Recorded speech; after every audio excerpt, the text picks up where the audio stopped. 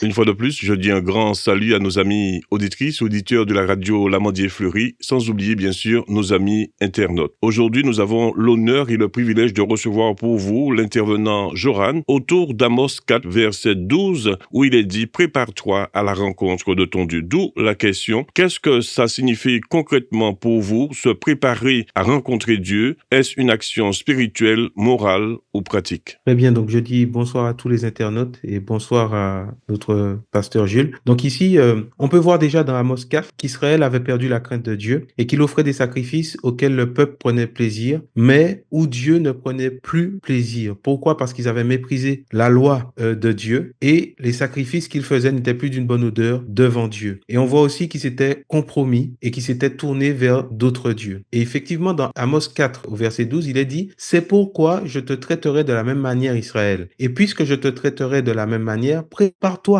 à la rencontre de ton Dieu. » Donc maintenant, qu'est-ce que se préparer à la rencontre de son Dieu? Est-ce juste un aspect spirituel, moral ou encore pratique? On peut voir dans 1 Thessaloniciens 5 au verset 23 ce que Paul va dire, que le Dieu de paix vous sanctifie lui-même tout entier et que tout votre être, l'esprit, l'âme et le corps soient conservés irrépréhensibles lors de l'avènement de notre Seigneur Jésus-Christ. Donc ici, on voit les trois aspects qui sont évoqués, spirituel, moral et pratique. Nous allons voir en effet que nous ne pouvons pas parler de se préparer sans évoquer l'aspect de la sanctification pour un enfant de Dieu et l'aspect de la sainteté du Seigneur. Et nous allons voir tout de suite dans 2 Timothée 2, 19, la Bible nous dit « Néanmoins, le solide fondement de Dieu reste debout avec ses paroles qui lui servent de sceau. Le Seigneur connaît ceux qui lui appartiennent et quiconque prononce le nom du Seigneur, qu'il s'éloigne de l'iniquité. » Et dans Hébreux 12, au verset 14, il est dit « Recherchez la paix avec tous et la sanctification, sans laquelle personne ne verra le Seigneur. » Donc, en définitive, je dirais qu'il nous faut, nous les enfants de Dieu, la crainte de Dieu dans nos cœurs. Et Proverbe 9 au verset 10 nous dit ici que le commencement de la sagesse, c'est la crainte de l'Éternel et la science des saints, c'est l'intelligence. Et dans 1 Pierre 4, la Bible nous dit au verset 16, « Mais si quelqu'un souffre comme chrétien, qu'il n'en ait point honte et plutôt qu'il glorifie Dieu à cause de ce nom. Car c'est le moment où le jugement va commencer par la maison de Dieu. Or, si c'est par nous qu'il commence, quelle sera la fin de ceux qui n'obéissent pas à l'évangile de Dieu? Et si le juste se sauve à peine, que deviendront l'impie et le pécheur? Ainsi, ceux qui souffrent selon la volonté de Dieu remettent leurs âmes au fidèle Créateur en faisant ce qui est bien. » Donc la sanctification, la crainte de Dieu doit être notre partage pour nous préparer à la rencontre du Seigneur. Une fois de plus, je dis un grand merci à notre invité Joran et je vous donne rendez-vous très prochainement pour une nouvelle vidéo. Vous en prions.